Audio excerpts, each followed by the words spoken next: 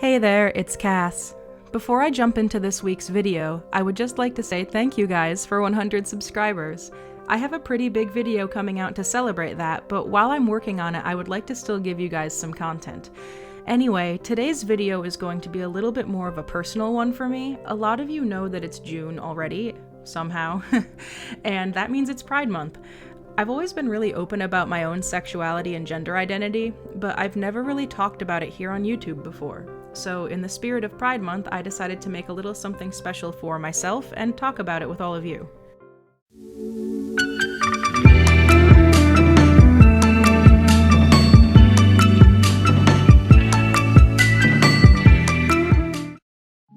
So, this is going to be an even more fun video for me because I just realized that I've never actually come out of the closet to my dad, who often watches my videos and looks at my art. He's super supportive in my job as an artist, and I love him for that. So, hi Dad, if you're watching this, surprise! Seriously though, please no one worry about what happens if my dad finds this video. He probably doesn't really get the whole idea of being queer, but my dad's motto is basically, if it doesn't hurt anyone, you can do whatever you want, and I know at the end of the day he'll be super supportive of me because he loves me and will accept me as who I am no matter what that means, so please don't worry about that. My dad is seriously a really awesome person, so Dad, if you're watching this, I love you so much. Anyway, today is going to be a really fun story time. I say that with a little bit of sarcasm. So I originally came out of the closet when I was probably 14 or 15 in the middle of high school. I'm bisexual and all of my friends know that, but I never officially came out to my family until I was in college. This is the story of how I accidentally came out to my mother. You can hear the tension in my voice already. So when I was in college, I made a lot of really gay friends. Like, honestly, it was surprising that my mom never guessed that I was queer. So my mother had always had a very specific brand of homophobia. It was the kind that only ever applied directly to me. She was one of those, oh yeah, I'm totally supportive of the gays, you can definitely have all of your gay friends come over, but then would also hit me with statements when they weren't around similar to, oh, bisexuals are just promiscuous and slutty, and a general everyone else being gay is fine as long as you aren't kind of attitude. She also was very vehemently Christian still, and the whole gays are going to hell thing still got thrown around sometimes, but she would try to make it in this weird, like, pseudo-forgiving kind of way of how she feels bad that they were born this way and would end up going to hell. My mom was a piece of work, guys. Please don't be a parent like my mother. But given what I've just described, you can sort of understand what I was growing up with. Now, when I was in college, I had this friend who I'm not going to name just because I don't know if he's out to his family and I wouldn't want to do that to him.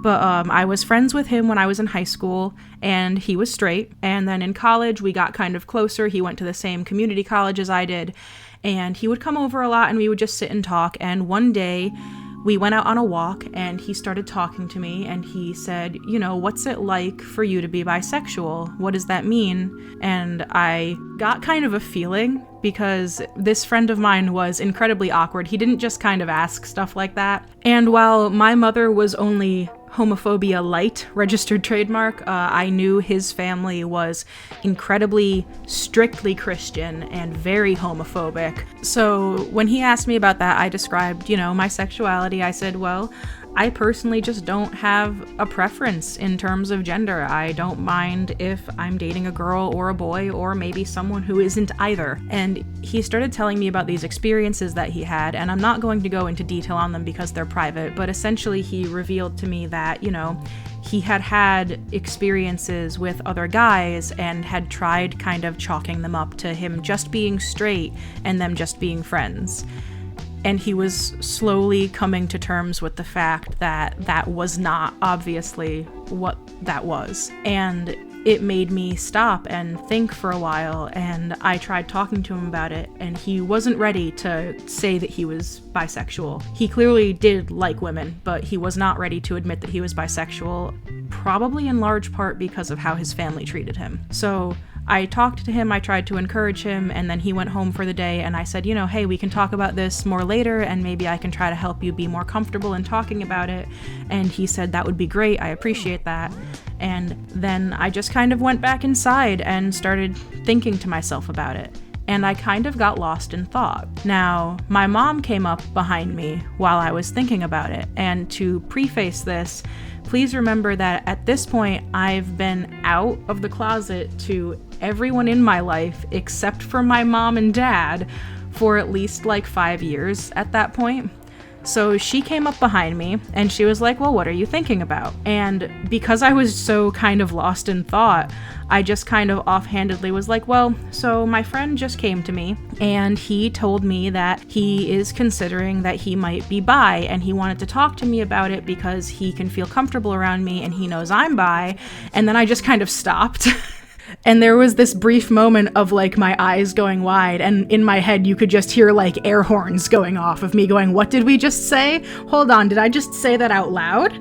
And what had essentially happened was I had just become so comfortable talking about my sexuality to literally everyone else in my life because all of my friends knew about it. A couple of my other family members actually knew about it as well. One of my aunts knew about it just because she was incredibly accepting and I knew she wouldn't care, and she had promised, not to tell anyone. So it just slipped out without me thinking about it because I had become the friend that so many people knew was bi and knew was queer that it just didn't compute with me for like half a second when it mattered that, hey, this is the one person you don't want to tell that to. So that's the embarrassing story of how I came out to my mom. It went slightly better than expected. I wasn't kicked out of the house immediately or anything. But my mom still held some very homophobic beliefs, and she always kind of looked down on me being bi. She still doesn't know I have a girlfriend, and she doesn't know that I'm non-binary either, which is what I want to talk about next.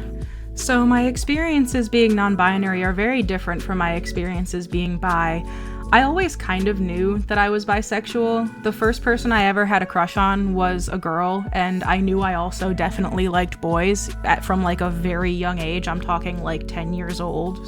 But when I first started looking into the ideas of being non-binary, it was a very different experience for me. When I was in college, I had a couple of friends who were gender fluid or non-binary, and hearing their experiences made it click for me. Like, no joke, I had always felt like I didn't really fit as a girl, and that is in large part because of a disease that I have.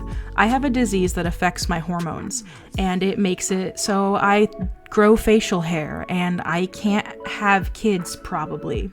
So a lot of the things that people associate with traditional femininity and being female don't apply to me like they do with most women. And that was only one factor in me discovering that I was non-binary, but it was an important one because from a very early age, it made me feel very disconnected with the idea of being female. Now, I think I said this before, but no one in my family knows that I'm non-binary. But what really made it click for me was this idea that I didn't have to be either, because I had always wondered, well, maybe I might be just a trans guy, because one of my very close friends at the time was a trans guy, and we would talk about his experiences a lot, and I always questioned, well, like, that doesn't really seem like it quite fits me. And then I started learning about being non-binary, and gods, it just clicked. Like, I don't have to identify as either of these things because, quite frankly, I've never really felt like either of these things completely. And it took me some time. I ended up having a really long conversation with my boyfriend at the time, and I was initially concerned that he wasn't going to fully understand or accept me being non-binary, and I was completely wrong. He was very accepting, and he helped me figure out the pronoun deal, and it didn't change how he felt about me at all. And I'm so incredibly thankful for that.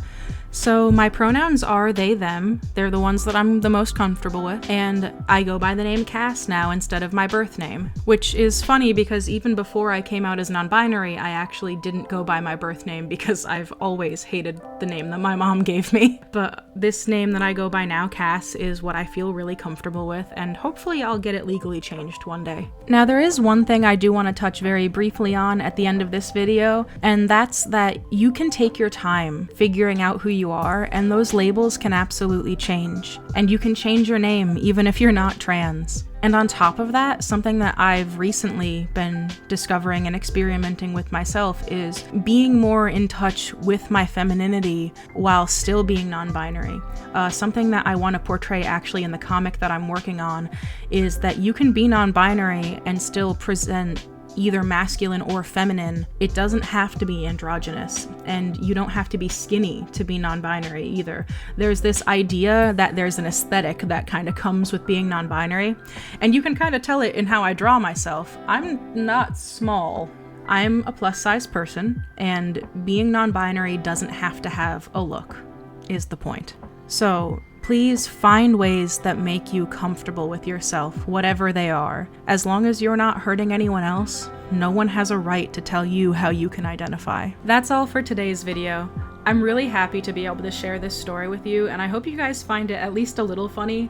It's obviously a little scary for me, but it also was amusing to look back on. I'm really happy to be here and be able to be honest with who I am, and I hope that if you're still in the closet, you take your time. You don't have to come out until you're ready to.